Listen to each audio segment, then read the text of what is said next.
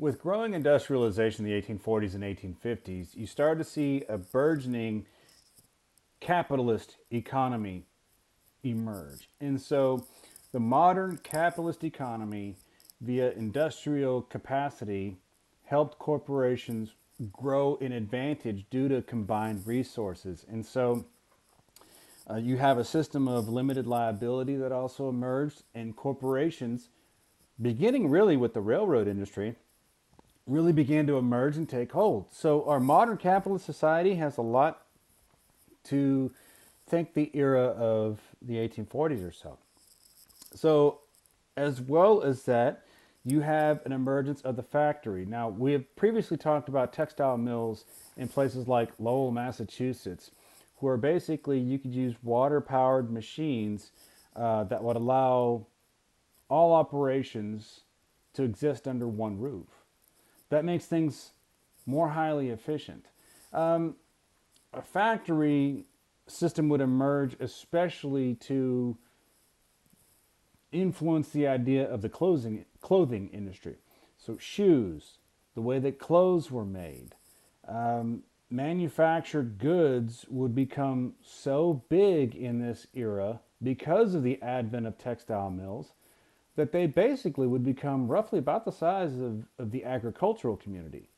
So, in other words, manufacturing, because of the advent of mills, would become a massive corporate entity and a massive economic boon for the United States around this era.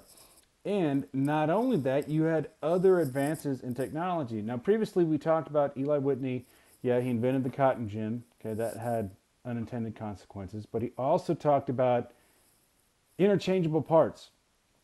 And around this time, the idea of interchangeable parts really started to take off, largely because of some advances in technology. So you have various different machine tools that now can be used to make specific machinery parts. And because of that, you could have highly calculated and precise parts made on a volumized basis. This would especially help our nation's military, especially now that you can make various different rifle parts at a faster and more efficient and more precise clip, pardon the pun, that would make things more useful, including nowadays you might have a turret, a specific universal milling machine that could make various different rifle parts, which would not only impact the way that they may fire, but also how they are produced. So, because of advents in technology with mills and manufacturing, you saw a boon in military advancement as well. You have precision grinders that could standardize rifle parts. You've got other things, interchangeable parts spread not just in that industry, but to all kinds of other different industries as well. So, because of it, you're now seeing a real boon in advanced machinery that could make things more volumized and effective and cheaper. And now we can transport them all across because we have canals and railroads. Now things are being sold and bought. Commodities are growing. It's no wonder that mills and textiles and machinery, manufacturing in general, became as big as agriculture. It makes perfect sense. And further, you have other industrialization, other great advances by Americans, like Charles Goodyear, for example. If you drive a car or a truck and you have Goodyear tires, you can thank Charles Goodyear for creating a primitive aspect of vulcanized rubber. Rubber comes from trees, and in itself is kind of the spongy type, slick content. If you burn it and mix it with some sulfur at specific temperatures, you can vulcanize it, which means that basically you can make it more stable, and you can do various other different things with it to make rubber last longer. Charles Goodyear advented vulcanized rubber like your tires on your car. Okay? Charles Goodyear advented that idea, and he created an entire rubber industry.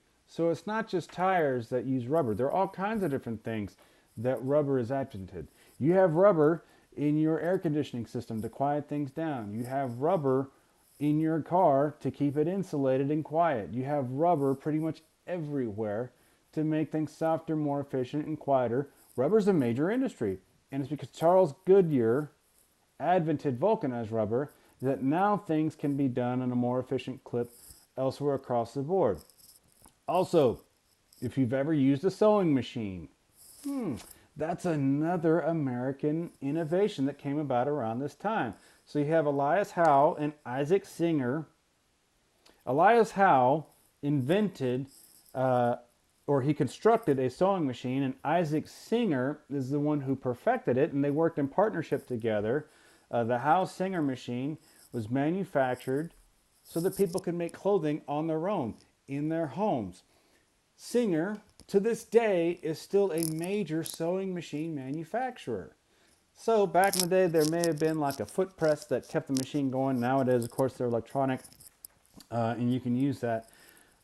You can have ready-to-wear clothing made in your own home because of sewing machines. You're seeing some massive American innovations that are going to affect the world. And part of that whole process, though, you do have some byproduct.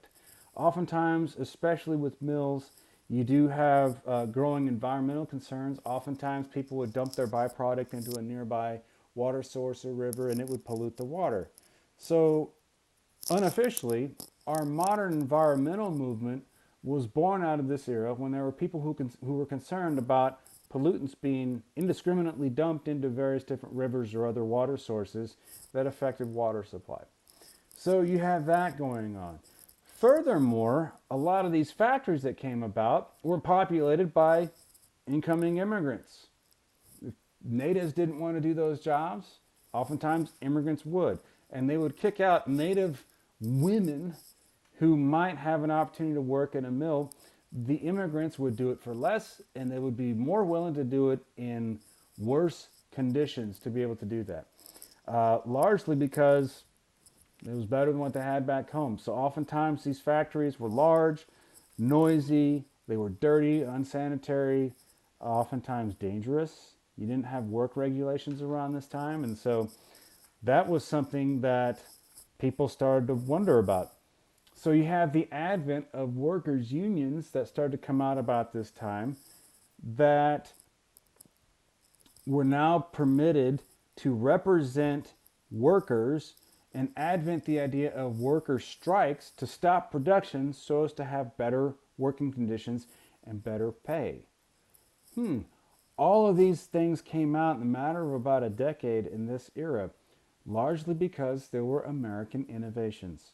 So this is a big time for textile mills, factories, machinery, vulcanized rubber, sewing machines, all kinds of different things. This is a great time for American innovation.